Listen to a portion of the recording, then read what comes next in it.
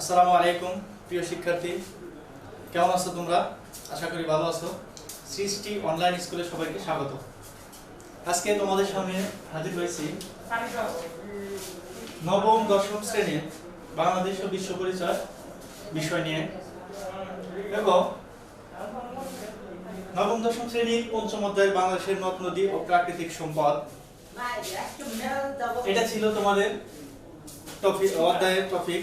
সেখানে বাংলাদেশের নদ নদী নিয়ে গত একটা টিউটোরিয়াল আলাপ করা হয়েছে। আজকে যেটি নিয়ে তোমাদের সামনে হাজির হয়েছি, বাংলাদেশের প্রাকৃতিক সম্পদ। দেখো, প্রাকৃতিক সম্পদ কি? আমরা বলতে পারি যে সাধারণত প্রকৃতি থেকে আমরা যে সকল সম্পদ আহরণ করতে পারি বা সংগ্রহ করতে পারি তাকে আমরা প্রাকৃতিক সম্পদ বলতে পারি।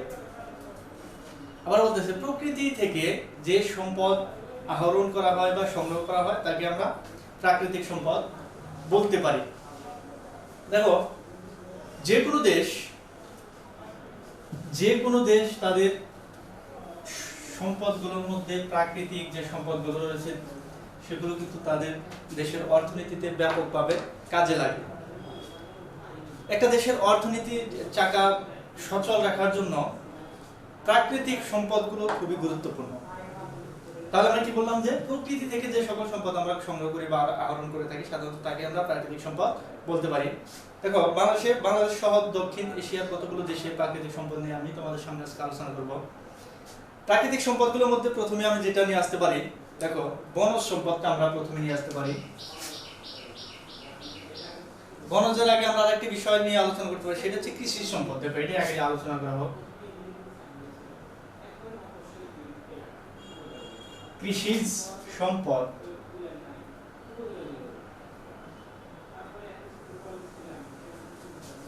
দক্ষিণ এশিয়ার দেশ বাংলাদেশ, ভারত, নেপাল, মিয়ানমার, আমরা যদি এই দেশগুলোর দিকে তাকাই তাহলে তাদের প্রকৃতিগত বৈশিষ্ট্য একই রকম হওয়ায় তাদের কৃষি হচ্ছে অন্যতম একটি প্রধান কাজ। আমরা এই দেশগুলোকে কৃষি প্রধান দেশ বলতে পারি। সেদিক থেকে তুমি যদি বলো যে ভারতের মতো একটা দেশ, দক্ষিণ এশিয়ার সর্ববৃহৎ একটি দেশ ভারত, তাকে আমরা কৃষি প্রধান দেশ বলতে পারি। যেমন বাংলাদেশ তো অবভিয়াসলি কৃষি প্রধান দেশ, এটাকে আমাদের মেনে নিতেই হবে। বাংলাদেশের অধিকাংশ মানুষ কৃষি কাজের সাথে ব্যাপকভাবে নিয়োজিত। দেখো, বাংলাদেশের প্রাকৃতিক সম্পদগুলোর মধ্যে অন্যতম একটি প্রধান সম্পদ হচ্ছে কৃষি সম্পদ, যেখান থেকে আমাদের অর্থনীতি ব্যাপকভাবে সহযোগিতা পাচ্ছে। সেই সাথে দক্ষিণ এশিয়ার যে দেশ ভারত, মিয়ানমার, নেপাল, তাদেরও কিছু কিছু জায়গায় ব্যাপক কৃষি উৎপাদন করা হয়। তুমি যদি নেপালের নেপালের যে হিমালয়ের পাদদেশ রয়েছে সেদিকে তাকে তাকাও তাহলে বলবে যে আসলে নেপাল কেন কৃষি প্রধান দেশ। অবশ্যই কৃষি প্রধান দেশ নেপাল হতে পারে সেখানে। হ্যাঁ, হিমালয়ের পাদদেশে নেপালে খুব ভালো কৃষি ফসল উৎপন্ন হয় না, ঠিক আছে, বাট পার্শ্বিক যে দিকগুলো রয়েছে বা জায়গাগুলো রয়েছে সেখানে কিন্তু ব্যাপক কৃষি উৎপাদন হয়ে থাকে। ভারতেও সেম, কিছু কিছু জায়গায় ভূপ্রকৃতিগত কারণে অবশ্যই কম হতে পারে, ঠিক আছে, কিন্তু অন্যান্য জায়গার দিকে যদি তুমি তাকাও, একটা স্থান থেকে অন্য স্থানের দিকে যদি তাকাও তাহলে দেখবে অবশ্যই তারা ব্যাপকভাবে কৃষি পণ্য উৎপাদন করতেছে। তেমনি তুমি যদি বাংলাদেশের দিকে তাকাও, বাংলাদেশের প্রায় সব অঞ্চলে কম বেশি কৃষি পণ্য উৎপাদন করা হয়। আমাদের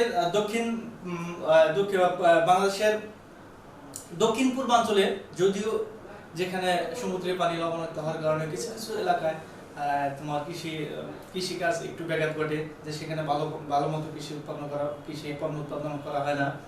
কিন্তু তুমি যদি বাংলাদেশের প্রায় সব জায়গায় তুমি দেখতে পারো যে বাংলাদেশের সব জায়গায় প্রায় কিছু না কিছু কৃষি পণ্য উৎপাদিত হচ্ছে। তাদের মধ্যে ধান, গম, পাট ব্যাপকভাবে কিন্তু তারা কি করছে, বাংলাদেশের অর্থনৈতিক চাকাকে সচল রাখতে বা অর্থনীতি ব্যাপকভাবে সহযোগিতা করে যাচ্ছে কিন্তু এই কৃষি পণ্যগুলো।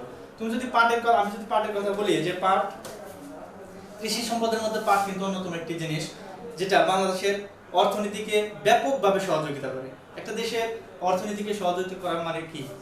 অর্থনীতিতে কৃষি কিন্তু অন্যতম ভূমিকা পালন করে থাকে। দেখো, তাহলে আমি কি বললাম, কৃষি সম্পদ যে কোনো দেশের প্রাকৃতিক সম্পদের মধ্যে অন্যতম একটি সম্পদ হচ্ছে কৃষি সম্পদ। কৃষি দ্বারা সেই দেশের অর্থনীতি ব্যাপকভাবে সচল হতে পারে। তারপর আমরা যদি তাকাই যে বনজ সম্পদের দিকে যদি আমরা তাকাই, বনজ সম্পদ। দেখো কৃষির পরে আমরা বনজ সম্পদের দিকে তাকাই। দক্ষিণ এশিয়ার দেশগুলোতে ব্যাপক বৃষ্টি থাকার কারণে, ব্যাপক বৃষ্টি অতিবৃষ্টি থাকার কারণে তোমার কিছু কিছু জায়গায় অরণ্য জমে গেছে, মানে বন জমে গেছে। সেখান থেকে কিন্তু আমরা ব্যাপক সম্পদ আহরণ করতে পারতেছি, যেমন কাঠ, গাছ কাঠ, মধু, ফল ফুল ইত্যাদি কিন্তু আমরা সংগ্রহ করতে পারি। তো যে কোনো দেশের প্রাকৃতিক সম্পদগুলোর মধ্যে কৃষি যদিও প্রধান সম্পদ, কৃষি প্রধান দেশগুলোতে কৃষি হচ্ছে তোমাদের প্রধানত কৃষি সম্পদকে আমরা ধরা হয় কৃষি প্রধান দেশগুলোতে। তারপরে কিন্তু বনজ সম্পদ ওতপ্রোতভাবে জড়িত। যে কোনো দেশের প্রাকৃতিক সম্পদগুলোর মধ্যে বন কিন্তু অন্যতম একটি সম্পদ হিসাবে কাজ করে থাকে। তুমি যদি আমাদের দেশে তাকাও, আমাদের সুন্দরবন ব্যাপক একটি সম্পদ। আমাদের এই দেশে সুন্দরবন কিন্তু আমাদের ব্যাপকভাবে বিভিন্ন কাজে সহযোগিতা করে। তোমরা অবশ্যই দেখবে যে কিছুদিন আগে বাংলাদেশে একটি ঘূর্ণিঝড় বয়ে যায় আমফান। এই আমফান কিন্তু উপকূলীয় অঞ্চল দিয়ে ক্রস করে চলে গেছে। আমাদের সুন্দরবন থাকার কারণে আমরা কিন্তু অনেকটা সেফ পেয়েছি, উপরওয়ালা আমাদেরকে অনেকটা সেভ করেছেন। তো বনজ সম্পদ কিন্তু প্রাকৃতিক সম্পদের মধ্যে অন্যতম একটি প্রধান সম্পদ হিসাবে কাজ করে থাকে। দেখো তারপরে যদি আমরা বলি মৎস্য সম্পদের কথা বলি, মৎস্য সম্পদ, দেখো মৎস্য সম্পদ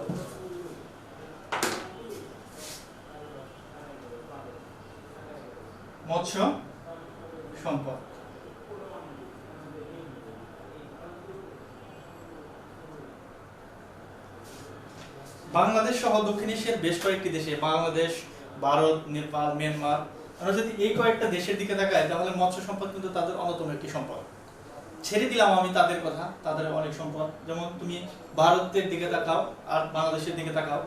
বাংলাদেশের প্রকৃতিগতভাবে ব্যাপক বৃষ্টি থাকার কারণে, অতিবৃষ্টি থাকার কারণে আমাদের নদী নালা, জলাশয়, পুকুর বিভিন্নভাবে পানি জমে থাকে। আর এই পানি জমাট পানির মধ্যে কিন্তু বাংলাদেশে ব্যাপক মৎস্য চাষ করা হয়ে থাকে। যেমন আমাদের দেশের যতগুলো নদী, সেগুলো কিন্তু আমরা ইচ্ছে করলে সেগুলোকে কাজে লাগাতে পারি। তারপরে তোমার হাওর, বাওর, তোমার খাল, বিল ব্যাপক। এই আমাদের দক্ষিণ এশিয়ার দেশ ভারত এবং বাংলাদেশে ব্যাপক কিন্তু এই সম্পদগুলো রয়েছে। যেমন তুমি বলতে পারো যে খাল, বিল, হাওর, বাওর, এখানে কিন্তু মৎস্য চাষ করে আমরা কিন্তু সেগুলোকে সম্পদে পরিণত করতে পারি। মৎস্য সম্পদ কিন্তু বাংলাদেশ তথা যে কোনো একটা দেশে অর্থনীতিকে ব্যাপকভাবে সহযোগিতা করতে পারে। প্রাকৃতিক সম্পদগুলোর মধ্যে যে আমি বললাম কৃষি সম্পদ, বনজ সম্পদ, সেই সাথে মৎস্য সম্পদ কিন্তু ওতপ্রোতভাবে জড়িত। এটাও কিন্তু ব্যাপক সহযোগিতা করে, একটা দেশের অর্থনীতিতে ব্যাপকভাবে সহযোগিতা করে ব্যাপকভাবে। দেখো তারপরে যদি আমি বলি যে মৎস্য সম্পদটা প্রাকৃতিক সম্পদ, অবশ্যই যে প্রাকৃতিক সম্পদ হওয়ার কারণে যে আমাদের দক্ষিণ এশিয়ার বেশ কয়েকটি দেশে প্রাকৃতিক সম্পদের মধ্যে মৎস্য সম্পদটা ওতপ্রোতভাবে জড়িত। এটা আমাদের কি করে, অর্থনীতিতে ব্যাপকভাবে সহযোগিতা করে। এটা আমাদের প্রাকৃতিক সম্পদ, অবশ্যই এটা আমাদের প্রাকৃতিক সম্পদ। দেখো আমি যদি তারপরে বলি যে খনিজ সম্পদ,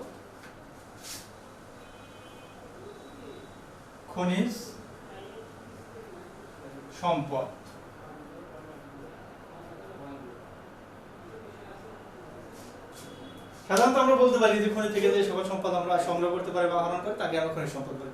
কিন্তু দেখো এই খনিজ সম্পদ কিন্তু প্রাকৃতিক সম্পদ। প্রকৃতিগতভাবে দক্ষিণ এশিয়ার বেশ কয়েকটি দেশে এই খনিজ সম্পদ রয়েছে। তুমি যদি উন্নত বিশ্বের দিকে তাকাও, মিডল ইস্টের দিকে তাকাও, মধ্যপ্রাচ্যের দিকে তাকাও, তাহলে দেখবে তাদের ব্যাপক খনিজ সম্পদ রয়েছে। সেই সাথে বাংলাদেশ, ভারত, মিয়ানমার, নেপাল, এখানে কিন্তু ব্যাপক খনিজ সম্পদ রয়েছে। তুমি যদি বাংলাদেশের দিকে তাকাও, আমাদের দক্ষিণাঞ্চলে গ্যাস তথা কয়লা ব্যাপকভাবে উৎপন্ন হচ্ছে। আমরা কিন্তু এই গ্যাসের চাহিদা এই গ্যাস দ্বারা আমরা কিন্তু কি করতে পারতেছি, দেশের চাহিদা মেটানোর পরে কিন্তু আমরা বাইরে গ্যাস বিক্রি করতে পারতেছি, সেল দিতে পারতেছি। তাহলে কি এটাকে আমাদের খনিজ সম্পদ অনেক উন্নতভাবে খনিজ সম্পদ কি কাজে লাগে, যেমন গ্যাস, তোমার কয়লা। তুমি উন্নত বিশ্বের দিকে তাকালে দেখবে যে তাদের তেল, পেট্রোল, ডিজেল, অকটেন ইত্যাদি ধরনের খনি তাদের রয়েছে। কিন্তু আমাদের দেশে যে ব্যাপকভাবে তোমার অর্থনীতিতে ব্যাপকভাবে সহযোগিতা করে এই খনিজ সম্পদগুলো, সেগুলোর মধ্যে হচ্ছে তোমার গ্যাস, কয়লা। এগুলো আমাদের দেশীয় চাহিদা মেটানোর পরেও কিন্তু আমরা বিদেশের বা দেশের বাইরে রপ্তানি করতে পারতেছি। এই যে আমাদের প্রাকৃতিক সম্পদগুলো, এগুলো দ্বারা কি হচ্ছে, আমাদের ব্যাপকভাবে আমরা উপকৃত হচ্ছে। প্রকৃতিগতভাবে পাওয়া যে সম্পদ সাধারণত তাকে আমরা প্রাকৃতিক সম্পদ বলে থাকি। এই সম্পদগুলো কি করছে, আমরা প্রকৃতি থেকে পেয়েছি। প্রকৃতিগতভাবে আমার যে কোনো একটা দেশে প্রকৃতিগতভাবে এই সম্পদগুলো কি করা হয়, উত্তোলন করা হয় খনি থেকে। সাধারণত খনিজ সম্পদ খনি থেকে উত্তোলন করা হয়, গ্যাস, কয়লা। তোমরা আগে আবারও বলছি যে এই গ্যাস এবং কয়লা কিন্তু আমাদের দেশের চাহিদা মেটানোর পরেও আমরা বা বহির্বিশ্বে এগুলোকে রপ্তানি করতে পারতেছি, আর সেগুলো রপ্তানি করার মাধ্যম দিয়ে আমাদের অর্থনীতিতে উন্নতি করতে পারতেছি অবশ্যই। তারপর তুমি যদি তাকাও যে আরেকটা খনিজ সম্পদ, প্রাকৃতিক সম্পদ যদি আমি তোমাদের সামনে তুলে ধরি, সেটা হচ্ছে সৌরশক্তি।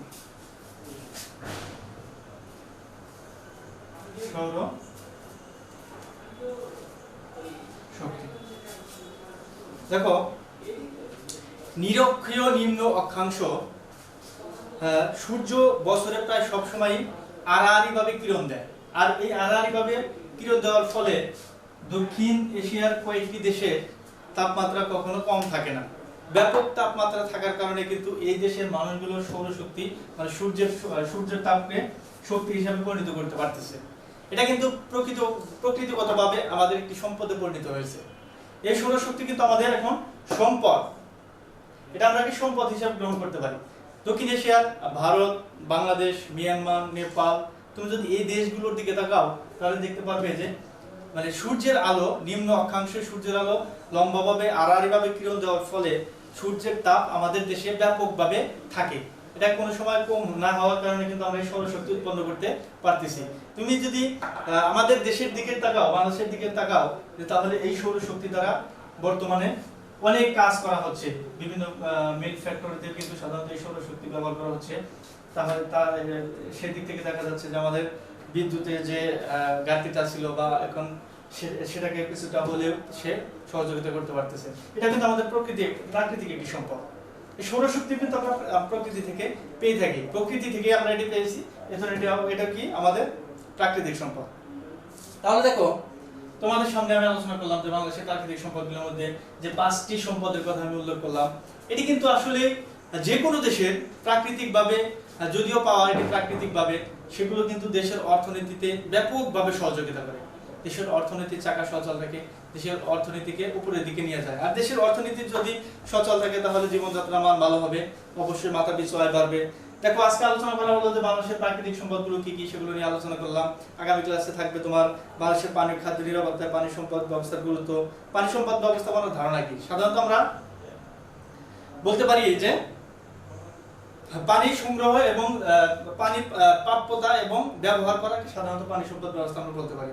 যে পানি আমরা পাচ্ছি সেগুলোকে সঠিকভাবে ব্যবহার করতে পারতেছি কিনা, এটাকে আমরা পানি সম্পদ ব্যবস্থাপনা বলতে পারি। দেখো, আজকে আমরা এই পর্যন্ত রাখবো, এখানে আর বাড়াবো না। যে মানুষের প্রাকৃতিক সম্পদগুলো কি কি, এগুলো নিয়ে বিস্তারিত আলোচনা করা হলো। আশা করি অবশ্যই তোমরা এটা ভালোভাবে দেখবে। আগামী ক্লাসে থাকবে অন্য একটি টপিক। এই অধ্যায়ের আরেকটা ক্লাস হলে তোমাদের এই অধ্যায়টা শেষ হয়ে যাবে। আশা করি তোমরা অবশ্যই ভালোভাবে দেখবে। সবাই সুস্থ থাকো, ভালো থাকো, এই কামনায় সবাইকে ধন্যবাদ। আসসালামু আলাইকুম।